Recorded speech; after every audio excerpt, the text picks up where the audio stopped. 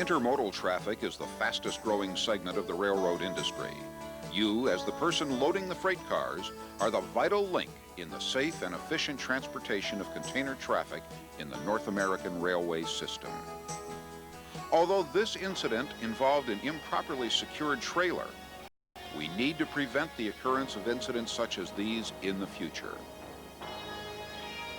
Container securement devices are used on freight cars to support and to secure containers during transit. In the performance of your job, you will come across a variety of devices which secure the container to the car and to other containers. This video, developed by the Association of American Railroads Intermodal Equipment Handling Task Force, will discuss the proper identification, inspection, and use of container securement devices. Prior to any inspection and loading, you should follow your company's safety rules, whether they require blue flag protection or some other form of protection such as derails. You should also observe your company's rules regarding safety equipment such as hard hats, safety shoes, and safety glasses. Care should always be exercised while getting on or off freight cars, and remember to always use safety platforms. You will be working with three basic types of container securement devices. Interbox connectors, or IBCs, are used with double stack or well car container loading. IBCs must be applied at 4 locations on the bottom container at the 40-foot locations. Some container securement devices are non-retractable or fixed type. These devices have a fixed base and a spring-loaded hook or a twist lock. Both types automatically engage the container when it is loaded. Other cars have fold-away securement devices. Many of them may be moved to different positions on the freight car and can be stowed or folded down when not required. The locking mechanism may be either a twist lock type or a spring-loaded hook. In all cases, the sizes and combination of containers you load must be proper to the type of cars you are loading. For example, loading 2 20-foot containers on top of a 40-foot container is not allowed because IBCs cannot be applied to the inboard corners of the 20-foot containers. Single 20-foot containers must not be loaded alone in the bottom position of well cars. Containers which are equipped with low-profile corner castings must be loaded only on cars equipped with shorter or low-profile locks. If you are unsure or have any question regarding loading capabilities, contact your supervisor.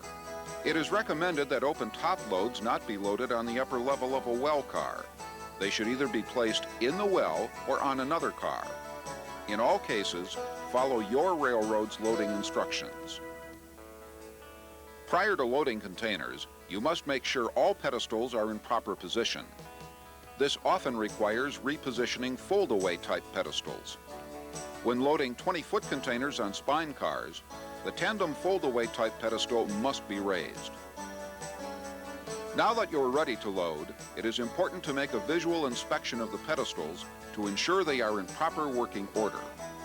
If the double stack equipment you are loading requires the use of IBCs, you should make sure they are in the proper working order. That is, the handles and cones move freely and the castings are not cracked or broken. The hooks of non-retractable type pedestals should be free of cracks or breaks. Also, check that the hook does not bind and will move freely to secure the container. Fold-away type pedestals should be inspected for cracked or broken hooks. Also check that the hook does not bind and will move freely to secure the container. Make sure all pedestal hinges move freely and are not cracked or broken. You are now ready to load the container. Always be sure your loading equipment is capable of safely lifting the container and that the container is properly secured when lifting. The most important step of the loading process is ensuring that the container securement hooks are properly engaged in the container. It is important that open top loads and hazardous materials be loaded in compliance with current AAR requirements. After you have properly loaded the bottom container in the well, interbox connectors must be installed in the container top holes in the proper vertical position, that is, with a cone-shaped portion on top. Next, move the locking handle to the right until both the top and bottom locks are properly aligned. The top container may now be loaded and locked in place by sliding the locking handle fully to the left. making sure that both the top and bottom locks are properly positioned to secure the containers.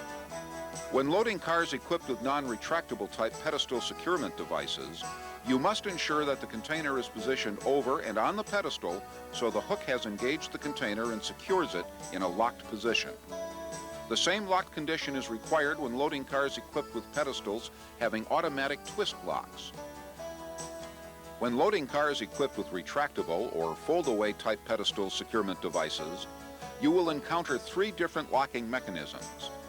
If the pedestal hook is facing you, you must ensure that the container is positioned over and on the pedestal so the hook has engaged the container and secures it in a locked position. The same lock condition is required when loading cars equipped with pedestals having automatic twist locks. If the pedestal hook faces inboard, you must first ensure the container is properly seated, that is, resting on the base of the pedestal and against or near the pedestal sidewalls. Next, you should ensure the hook has engaged the container and secured it in a locked position. Pre-departure inspections of outbound trains must include a visual inspection for properly positioned and locked containers. This includes IBCs, fixed container pedestals, and fold-away pedestals. In all cases, follow the procedures established by your company and contact your supervisor if you have questions. We would like to conclude this program with a few comments about unloading containers.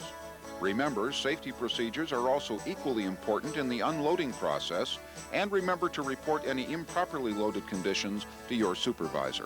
When unloading double-stack cars, it is necessary to move the IBC locking handle to the right or unlocked position. Once the top container has been removed, the IBCs must be properly stored, normally in bins at the end of the car. Fold-away type pedestals should also be properly stored or folded down. You, as the person responsible for the loading of containers, are the key to the safe and efficient transport of intermodal containers in North America. For additional help, contact your serving railroad. To obtain additional copies of this video, or a copy of the Association of American Railroad's Intermodal Trailer and Container Securement Manual, which contains all of the information described in this video, contact the Association of American Railroads, Central Operations Group, 50 F Street Northwest, Washington, D.C. 20001.